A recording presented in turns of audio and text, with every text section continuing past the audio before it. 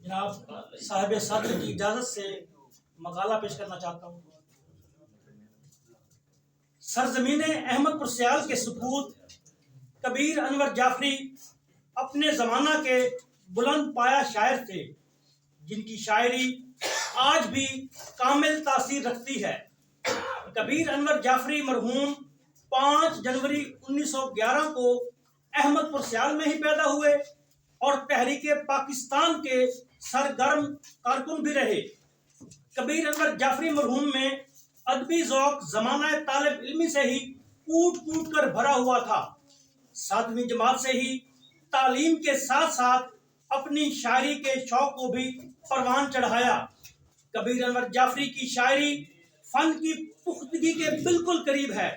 گو جعفری صاحب کمال کے شعر کہتے تھے، تاہم 1925 میں باقاعدہ علامہ نشتر جالندھری سے زانوئے تلمذ طے کیا اور جلد ہی ادبی دنیا میں اپنا ایک منفرد مقام بنا لیا۔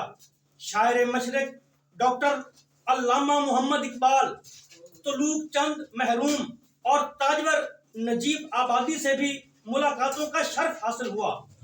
لاہور میں بانی پاکستان قائد اعظم محمد علی جناح کے جلسوں میں بھی شرکت کرتے رہے، بلکہ ایک بار قائد اعظم محمد علی جناح کی زیر صدارت اپنی ایک نظم پڑھنے کا بھی اعزاز حاصل ہوا۔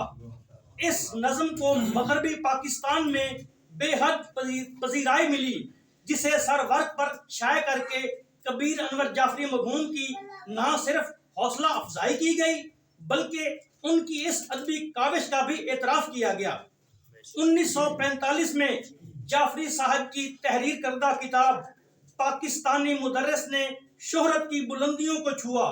چونکہ وہ بذات خود بھی ایک معلم تھے، اس لیے انہوں نے معماران قوم کے جذبات و احساسات کو کتابی شکل میں پیش کیا تو مدرسین کے تمام مطالبات تسلیم کر لیے گئے۔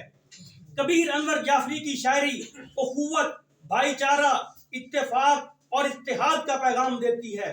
انہوں نے 25 کتابیں لکھی، جن میں سے 3 تصانیف ارمغان ایران، لب سرخ اور دربار باہو کی اشاعت ہوئی۔ کبیر انور جعفری کو منظوم و منشور شاعری کے اعتراف میں ایوارڈ سے بھی نوازا گیا۔ اس وقت کے گورنر غلام جیلانی کی طرف سے ضلعی سطح پر تعریفی سند بھی دی گئی۔ اکادمی آف ادبیات کی طرف سے وظیفہ بھی ملتا رہا۔ انہوں نے ریڈیو اور ٹی وی پر بھی اپنی شاعری کے بھرپور جوہر دکھائے۔ ان کی شخصیت پر 4 ایم فل، 1 پنجابی میں اور 3 اردو میں بھی کیے جا چکے ہیں۔ کبیر انور جعفری مرحوم